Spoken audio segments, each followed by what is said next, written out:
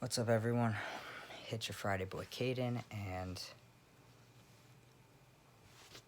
here I am. This topic is something that I had a lot to say about, but I've been in my head a little bit the last hour or so because of something I found out. So, just bear with me so I can get through this and get this up for you guys. So I apologize if this is a little rough to watch and I'm a little all over the place. I'm trying to refocus my brain onto better thoughts. So this week's topic, as you guys know, is validating or invalidating our identities. And basically what I want to say about this is the hardest part of being pre-T or the beginning stages of T, where you may not be somebody who passes super well or anything like that, and if you aren't one of those people, there comes a lot of times where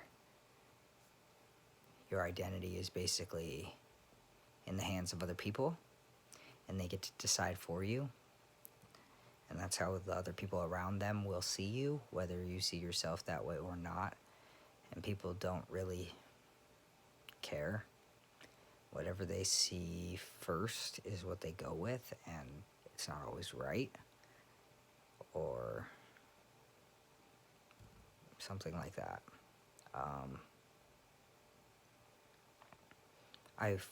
I want to say that with the amount of publicity trans issues have been having, it's getting easier, but it really isn't.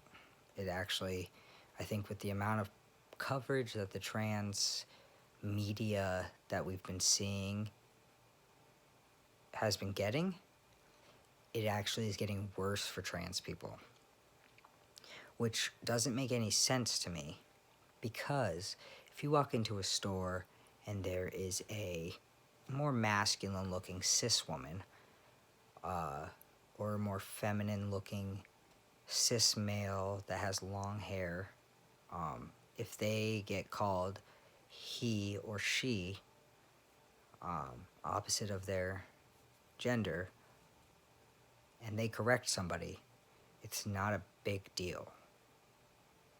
But for some reason, when trans people correct others, it's this huge to-do, and how dare you make me think something other than what I see, and blah, blah, blah.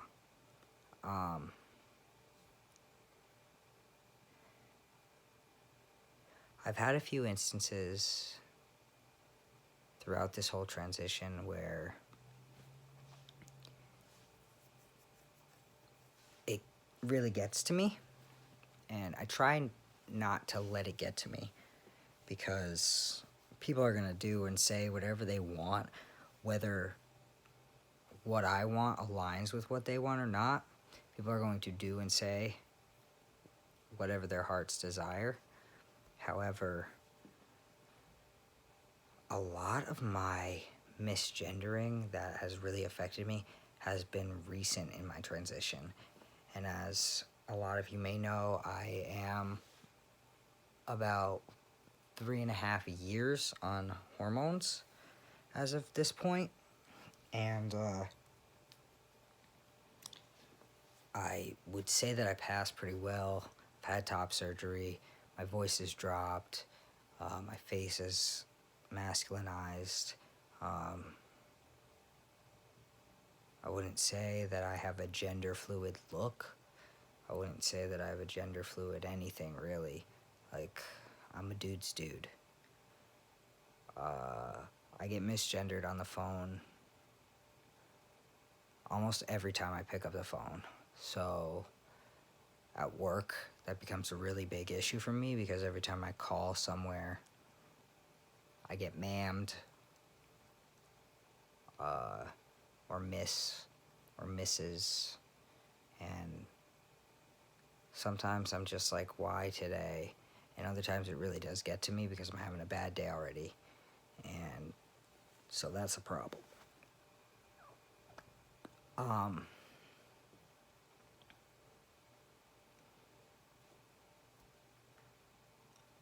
Another part of this whole thing that becomes invalidating in a way is when people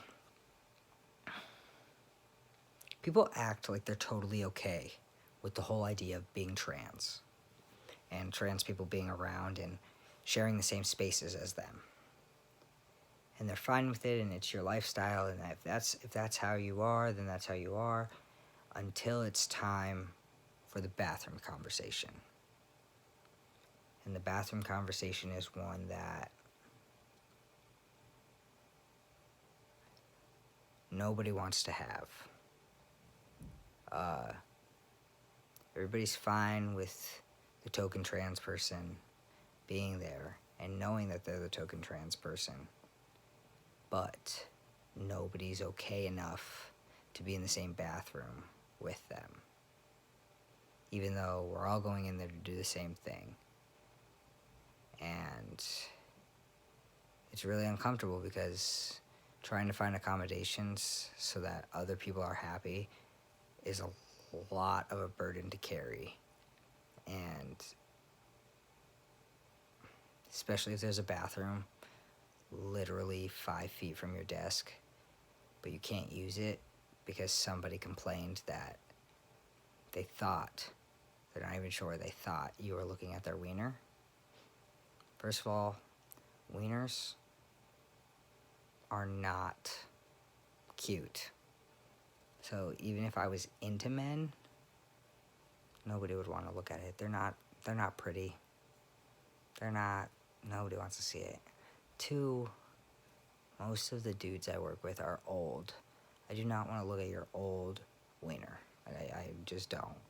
And 3, everybody knows that I like women. So why would I be looking at your wiener? That's just weird. And so having to find a bathroom that's, instead of being 5 feet from your desk and taking you 5 seconds after you go to the bathroom to come back to your desk, you instead have to find a bathroom. It's an individual bathroom, or that's somewhere on a different side of the building because there's no other one available. And so that becomes just an inconvenience on you because somebody else can't get over the fact that we exist and we need to pee too.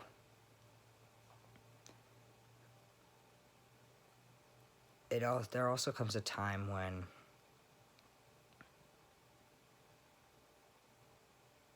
we ourselves have our own little things that invalidate us within ourselves, and I think that's something we don't talk about a lot,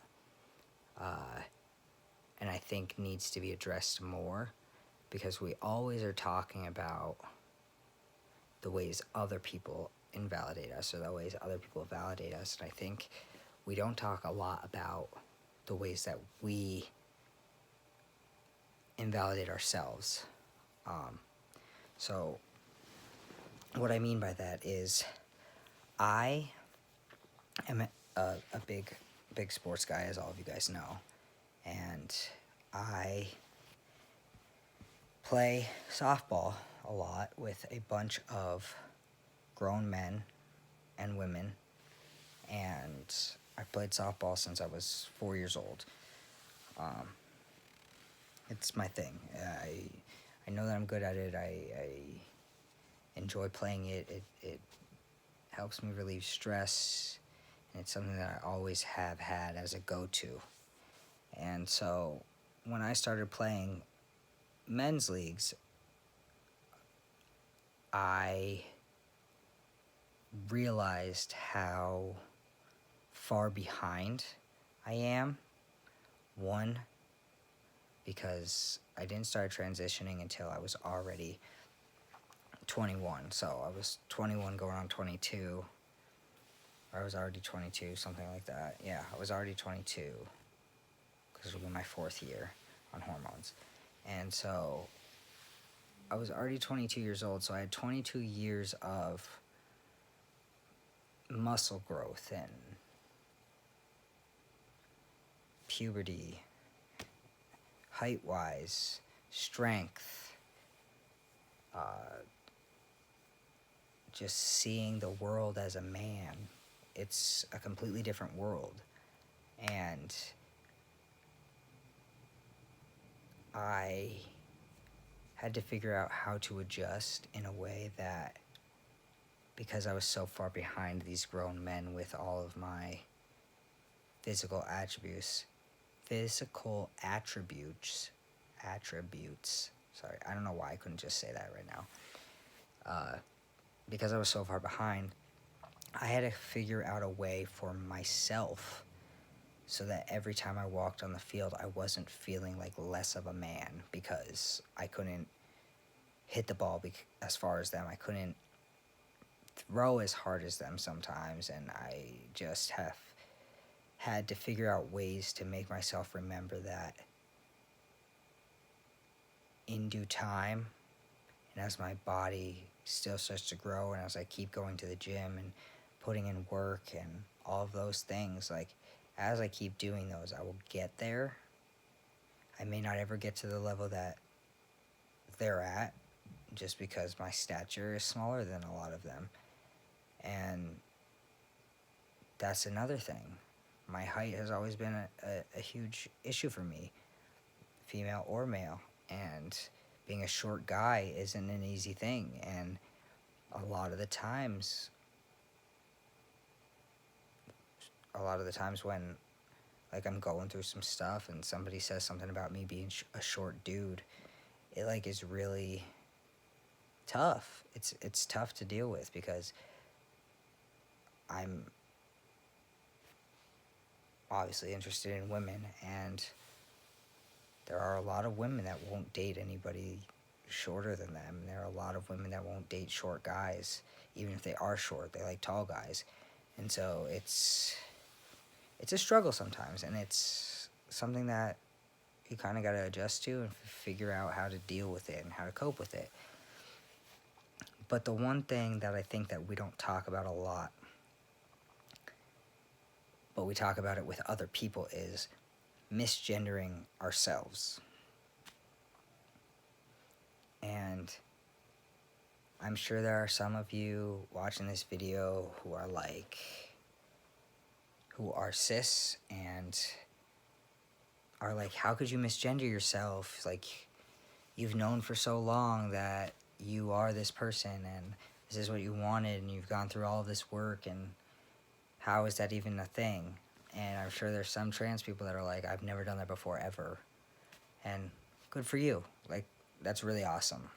But for a lot of people, that is something that they really have to work at, because yes, I did know at a very young age that I was different than everybody else, and I knew that something was wrong, and I knew that I wasn't what I was supposed to be. I didn't know in what aspect. But when I finally had a word to put to it, it was the most relieving feeling in the world, because I finally knew why I didn't fit in any of the categories that I had and why I was unhappy like I was. And so I too, and all of us too, still do have to go through our transitional period where our brains have to adapt to this newfound knowledge that we have. And it's not always the easiest. And sure, as time goes on and more people use your name and you get everything changed, or you start getting surgery, or as things get more comfortable for people around you and yourself, and you're more engulfed in the lifestyle that you're going to have being trans as your presenting gender and what you truly feel that you are, as you go through that, it gets easier. But I can say, being almost 4 years on T, there are still days when I catch myself in my head using my dead name, or I catch myself in my head misgendering myself. And those days are really, really hard. And I don't think that we talk about that enough, because there are days where it just, for some reason, it just is a thing that happens. And I don't think that there is necessarily a way to stop it. I think it's just my brain, with the hormones and everything in it, trying to remind me that that part of me was necessary to make me who I am today, and that that part of me can't be forgotten 100%. No matter if I delete all the pictures or remove that completely from my life and don't tell anybody about my previous situation, that in my brain, it's always going to be there. So even if everybody around me is on board and I'm closeted and I don't tell anybody, or I live a stealth life or whatever, even if everybody else is on board and calls me what they're supposed to call me and uses the correct pronouns and everything's great, even if that's the case, sometimes I think that it's just our brain's way of showing us that people are going to mess up, including yourself, but it's okay, because that part of your life got you here. And that part of your life is important and will always be important, because it's taught you a lot of things, including patience. And patience is something that this journey really, really tests. And I think that's one of the best things that I have gotten from this journey, is the increase in my patience, because you want all of these things to happen, but time is a bitch, and you're playing on time's clock. Time isn't playing on your clock. And so it's just a waiting game 99% of the time, and sometimes things don't happen when you want them to, and sometimes things never happen, and sometimes they happen quicker than you think, and that's awesome. But patience, and patience with other people, and patience with yourself, and that it's okay for people to mess up. It's okay for you to mess up. It's not the end of the world. Everything will be fine. And you are you, regardless of what other people say. You are you, regardless of what other people think. You are you. You are valid. You are beautiful. You are strong. You are amazing. And this is a rough, tough, rewarding life to live. Because you, out of everybody in the world, you, no matter how old you are when you start this journey, you know what you are truly meant to be, and you're brave enough to take the step forward to be that. That's more courage and more bravery than most people ever get in their whole life. And I'm proud of you. So no matter what anybody says, no matter how many people misgender you, no matter how many people disapprove, no matter how much shit you hear in the media, no matter what happens, you are worth every ounce of respect. And I hope that one day this world isn't so cruel to us. And I hope that we're all around to see it, because we deserve it. I love you guys. I'll see you next week.